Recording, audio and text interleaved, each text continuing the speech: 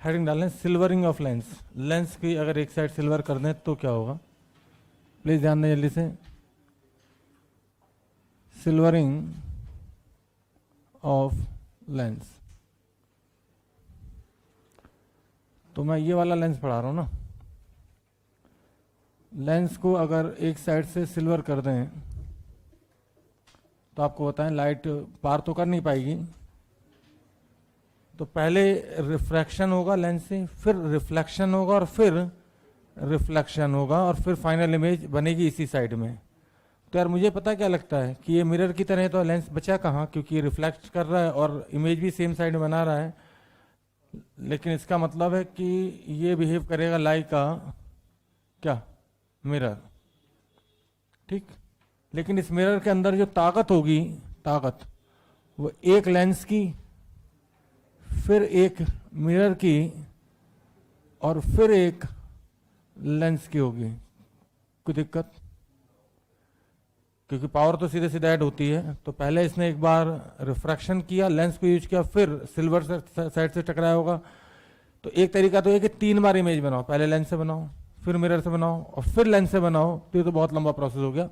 लेकिन अगर हम ध्यान दें, इस अकेले में 3 की ताकत है, क्योंकि पहले रिफ्रैक्शन हुआ, फिर रिफ्लेक्शन हुआ, फिर रिफ्रैक्शन हुआ लेंस से।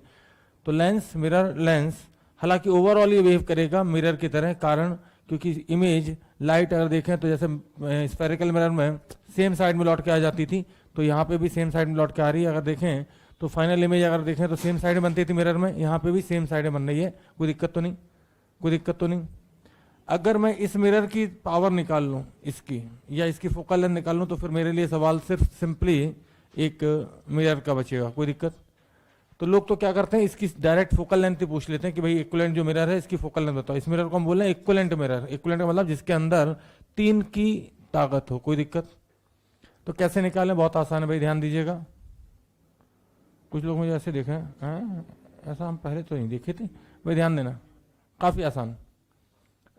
अगर मैं ये तीनों की पावर जोड़नी पड़े तो मैं कहूंगा इक्विवेलेंट मिरर की पावर बराबर 2 times of power of lens plus power of mirror. कोई दिक्कत, कोई दिक्कत तो नहीं। लेंस की पावर का मतलब 1/f, लेकिन मिरर की पावर का मतलब है -2/r, और r में R2 और R2 का सिंबल नेगेटिव। कैसे पता, ये R1 है, ये R2 और ये R2 है, ठीक।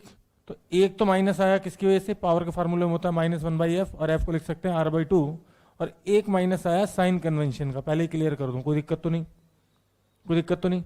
पावर का फार्मूला क्या होता है मिरर का, -1/f, और f को लिख सकते हैं R/2, तो -2/r। लेकिन ये एक और जी नीचे -1 किसका है, साइन कन्वेंशन की वजह से। कोई दिक्कत तो नहीं।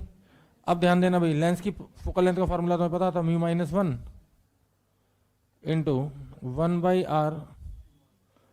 R1 R2 अलग अलग भी हो सकते हैं, सेम भी हो सकते हैं। तो बताओ सेम ले लूं, सेम ले लेते चलो। तो यहाँ पे फिर ये R2 की जगह मुझे R ही लिखना पड़ेगा। कोई दिक्कत तो नहीं। 1/r, ये प्लस 1/r, बताओ क्यों, क्योंकि पहली सरफेस ऐसी है भाई, ध्यान दें, और दूसरी ऐसी है, ठीक। तो प्लस 1/r माइनस ऑफ, कोई दिक्कत, और ये अब हो चुका है प्लस -2/-r। कोई दिक्कत, माइनस माइनस प्लस, ठीक। यहां से अगर मैं देखूं तो ये 2/r दिख रहा है मुझे, कोई दिक्कत।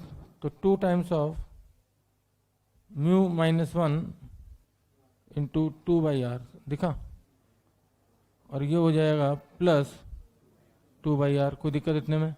अब यहां से न्यूमेरिकल बना देते हैं कि अगर म्यू की वैल्यू 3/2 ले लें, कितनी ले लें, प्लीज सामने देखिएगा, म्यू की वैल्यू 3/2 ले लें और रेडियस ले लें 20, कितनी ले लें। तो क्या आप मुझे डायरेक्ट बता सकते हो इक्विवेलेंट मिरर की पावर क्या आएगी। तो FM इक्विवेलेंट बराबर आ जाएगा। अच्छा, लेकिन अगर कोई इसकी फोकल लेंथ पूछे ना, तो पावर ये है, लेकिन फोकल लेंथ याद रखना -1/FM इक्विवेलेंट आएगी, क्योंकि मिरर है ये। तो मिरर की फोकल लेंथ, चलो भाई 3/2 -1 करो जल्दी से। 1/2 से 1/2 गया, 1/2 से तो ये 2/r प्लस 2/r, 4/r, उल्टा करेंगे तो ये 4/r आ जाएगा, ठीक। और अगर इसमें -1/FM करना है तो ये हो जाएगा 4/r, तो FM आ जाएगा -5 पता चला कैसे भाई, ये माइनस इधर ले जाएं तो एफ एम इक्वलेंट आ जाएगा -r/4 और -r/4 का मतलब होगा यहाँ पे -5 सेंटीमीटर। कोई दिक्कत तो नहीं।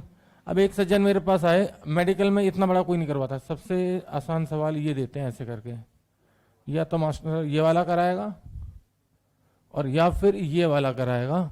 दिखा देते हैं, प्लीज ध्यान देना, सामने एक ही झटके में दोनों गायब। क्या आप समझ पा रहे हैं कि यहाँ पे, और लेंस का मीडियम दे देगा म्यू। इसमें R1 इन्फिनिटी है, दिख रही है क्या? प्लीज सामने देखें, सामने देखें, एक ही झटके में गया R1 इन्फिनिटी, दिखा। अगर ये इन्फिनिटी दे गया 0 तो हो जाएगा 2 टाइम्स ऑफ, जल्दी बोलो भाई, -1/fm इक्विवेलेंट बराबर 2 टाइम्स ऑफ म्यू -1/r। सीधे लिख दूं भाई, ये इन्फिनिटी गया तो 0 समथिंग अपॉन इन्फिनिटी 0 होता भैया ना, कर दो इन्फिनिटी, पहला R1 ये था है ना, तो ये हो जाएगा 2 टाइम्स ऑफ म्यू -1/r और प्लस 2/r। कोई दिक्कत? क्या आप देख पा रहे हो, ये 2/r से ये 2/r गया तो एफ एम इक्विवेलेंट सीधे आएगा -r/2 म्यू। कोई दिक्कत नहीं? दिखा होगा, ये 2 म्यू/r, फिर ये -2 म्यू/r, 2/r और ये 2/r प्लस का, ये माइनस का गया। अच्छा, ये माइनस कहाँ से आया? इधर का माइनस इधर से छिप दिया। कोई दिक्कत? ध्यान देना भाई एक बार और। अब की बार R2 मार रहा हूँ इन्फिनिटी, उसके लिए प्लीज सामने देखें। अगर R2 इन्फिनिटी तो ये गया 0 और ये भी गया 0, दिखा? तो ये सीधे दिखेगा 2 म्यू -1/r, और उल्टा करो तो r अपॉन, और माइनस इधर का इधर लगा दो, जिसके सीधे F M equivalent r/2 mu -1। क्या इसमें कोई कष्ट है? पक्की बात? तो मेडिकल में तो यही 2 सवाल पूछे जाते हैं भर भर के, ठीक। IIT में भी आज तक IIT एडवांस में एक ही सवाल आया, ये वाला। हम मेडिकल में खूब आते हैं। हाँ आया मेडिकल का आया। अरे भैया, तुमने 20 इयर्स करो तो सही ढंग से। अब तुम करते हो 2, 4 साल, 5 साल के पेपर देख लो, उसमें खुश हो जाओगे। आया।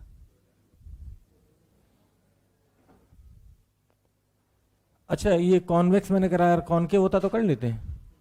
जैसे हाँ, बस साइन कन्वेंशन चेंज हो जाता है। जैसे अगर इसकी जगह में ऐसे दे देता, ऐसे करके, ध्यान देना, ऐसे वाला ऐसे करके दे देता तो क्या कर पाते?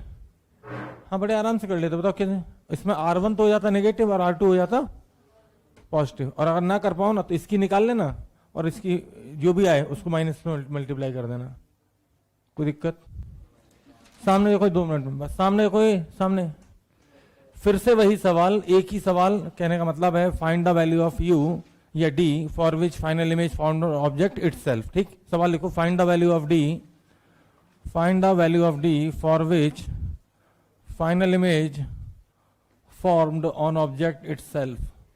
Find the value of d for which final image formed FORMED formed on object itself. d के किस मान के लिए अंतिम प्रतिबिंब स्वयं वस्तु पर बनेगा? Find the value of d for which final image formed FORMED formed on object itself.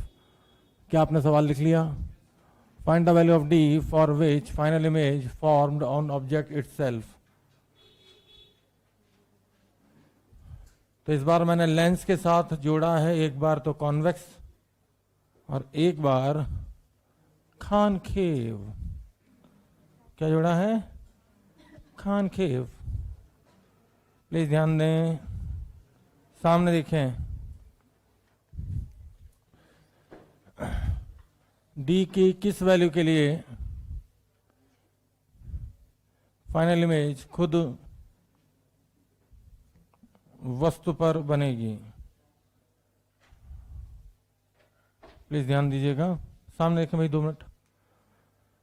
यार मुझे पता है कि अगर मुझे रिफ्लेक्शन कराना तो पहले इमेज नॉर्मली बननी चाहिए। नॉर्मली का मतलब सेंटर ऑफ कर्वेचर पे, ताकि दूसरी भी सेंटर ऑफ कर्वेचर पे बने और पूरा पाथ रिट्रेस हो जाए। ठीक, तो अगर मैं पहली इमेज जो कि 30 पे बनती थी, 15 पर रखो तो 30 पे बनती थी, और ये 30 बना दूं इसके सेंटर ऑफ कर्वेचर पे, जो I1 बनी वो सेंटर ऑफ कर्वेचर पे, तो I2 भी यहीं बनेगी।